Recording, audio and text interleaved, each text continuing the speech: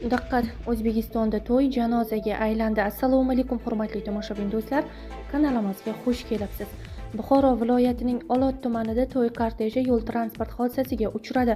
Bu haqida Buxoro viloyati Ichki ishlar boshqarmasi xabar berdi.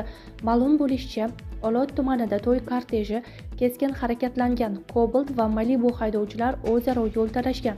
Oqibatda Cobalt mashinasi Malibu bilan to'qnashib, yo'l chetiga borib urilgan.